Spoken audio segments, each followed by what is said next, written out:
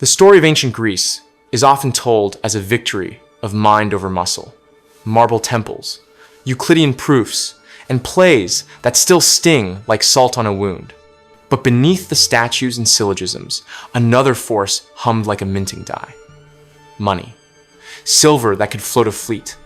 Gold that could buy a vote. Copper that could turn a citizen into a wage earner.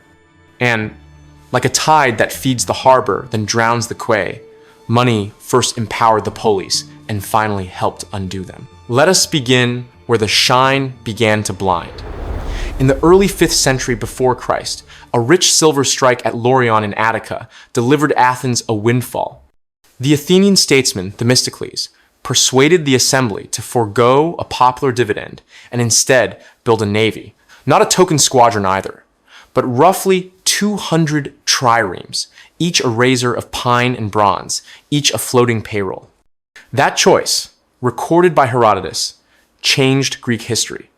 Silver was alchemized into sea power, and sea power into empire. Empire is expensive.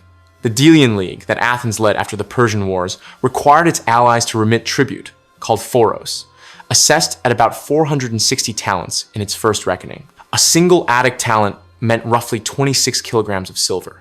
Translate that weight into wages and timber, and you glimpse the scale. A trireme's monthly pay and upkeep were reckoned at around a talent during the Peloponnesian War. Multiply that by a fleet, and you do not get arithmetic, you get an appetite. Athens then hardened convenience into policy. Through what scholars call the Athenian coinage decree, allied cities were pressed to use Athenian coins, weights, and measures. The practical effect was to make the Athenian owl tetradrachm the lingua franca of trade from the Black Sea to Egypt. Consistent weight and high silver fineness made the owl trusted, which meant the market would accept it at a glance. When money speaks one language, the speaker gains a spread. Money also remade politics at home. Pericles pushed the city to pay jurors in obols, a daily wage that allowed poorer citizens to sit in judgment. And later, the assembly itself paid for attendance at principal meetings. That widened participation, but also put the daily pulse of politics on a payroll, and payrolls have to clear. Athens was not only minting silver, it was minting incentives. The owl coin itself embodied the paradox. It was beautiful and brutally practical. 4 drachmas of silver, about 17 grams, struck to a standard so reliable that traders would take it across seas they would not dare to sail. Yet the very success of that coin underwrote wars whose costs multiplied like interest in a bad market. When the silver flowed, the model worked. When the sea turned against Athens, arithmetic turned tragic. The Sicilian expedition sent over 100 triremes to the far west on promises and bravado. It returned little but casualties and empty coffers. The defeat at Syracuse gutted the fleet, and worse, the balance sheet. Athens, cut off from the Laurion mines by Spartan occupation of Deceleia, was cornered into emergency measures, melting down gold offerings and even striking rare gold staters to pay crews. Temples became treasuries, treasuries became coins, coins became oars in the water. It was a silent margin call on an entire civilization. Follow the money to the other camp. Sparta, long proud of its iron austerity and suspicious of precious metals, discovered a new ally who paid in gold. Persian satraps, on orders from Susa, funded the Spartan fleet. Persian derricks purchased timber, sailors, and time. And with that time, Lysander tightened the net. At Aegospotami, the Athenian fleet was trapped and annihilated. Persian gold broke a Greek city more decisively than Persian spears had done a century earlier. In the peace that followed, called the King's Peace, the Persian monarch dictated terms to the Greeks. Xerxes had failed with ships. Artaxerxes succeeded with coins. If money is a mirror, it showed something else in the 4th century, the rise of the mercenary. War payments drifted from citizen levies to professional soldiers for hire. Xenophon's 10,000 Greek mercenaries in Persian service marched home through Anatolia and wrote the manual for a new military labor market. Wages of a drachma a day became the going rate in many campaigns. The poleis that once fielded farmers in bronze now exported fighters for silver. That was liquidity of the most literal kind, and like all liquidity, it could flow away from home. Athens tried to discipline its finances with liturgies, public services financed by the very wealthy.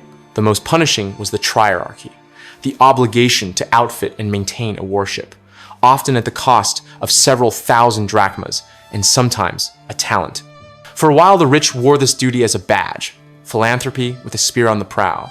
But as war dragged on, even the proud began to plead poverty, split the burden into centriarchies, and engineer simoriae to spread the cost. When the social contract meets a cost curve, the curve wins. Athens' financial improvisations grew desperate. By the closing years of the Peloponnesian War, the mint resorted to plated silver and a small run of gold coinage, likely from melted Nikai on the Acropolis. The mint record reads like an ECG in ventricular fibrillation. Spike, pause, spike. Archaeology has recovered only a handful of those gold staters, precisely because most were later melted. Emergency money rarely leaves pretty evidence. Even victory could corrupt. In the later 4th century, Alexander's treasurer Harpalus absconded with royal funds and sought refuge in Athens. Along with him came bags of cash and accusations that leading orators took bribes. Dinarchus thundered and Demosthenes squirmed. The sums alleged ran into the hundreds of talents. When public virtue becomes an entry on a balance sheet, the auditors are always late. Step back and the pattern sharpens. Money amplified strengths and magnified weaknesses. It built the Athenian navy that saved Greece at Salamis, and it built the payrolls that seduced a democracy into risky adventures. It floated Spartan fleets on Persian credit, then allowed a Persian king to dictate terms to free Greek cities. It minted mercenary markets that gave tyrants private armies and left citizens underemployed. It financed culture on a scale unmatched in the ancient world, and it made culture a client of war. Investors can read this as a case study in 4 acts. First, resource windfalls are political devices, not just account entries. The Laurion strike turned silver into sovereignty because Themistocles tied the revenue to a compounding asset, naval mastery. But windfalls are time-stamped. When the mines were lost, the model cracked. A mining junior that cannot access its seam is not a miner, it is a story stock.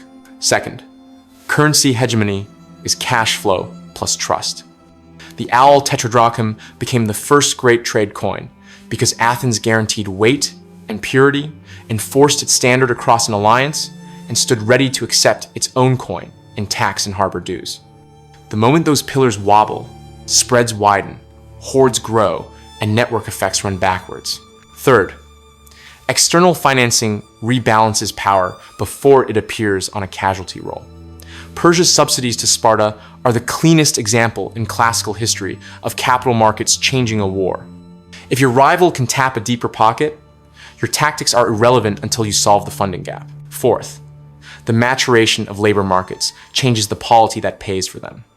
Paying jurors professionalized civic duty. Paying mercenaries professionalized violence. Both choices can be rational. Both require tax bases that can survive a cycle.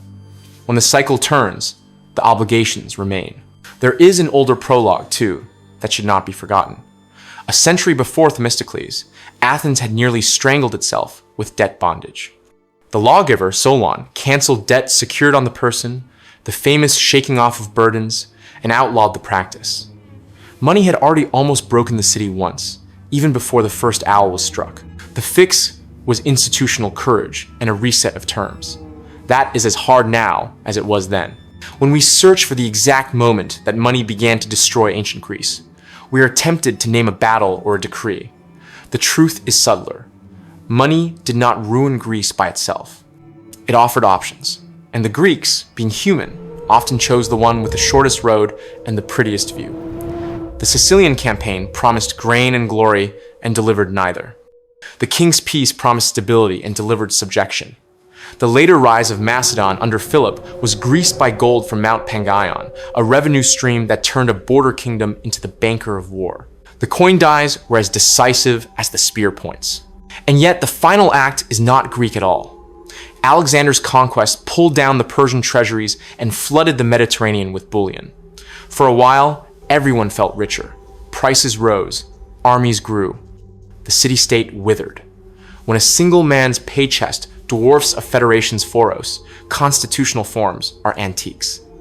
Money did not merely destroy ancient Greece. It globalized it, then dissolved it in a larger market called empire. So, as an English financial journalist with an unromantic love of ledgers, here is the investor's footnote to a classical tragedy. Balance sheets are fables told backwards.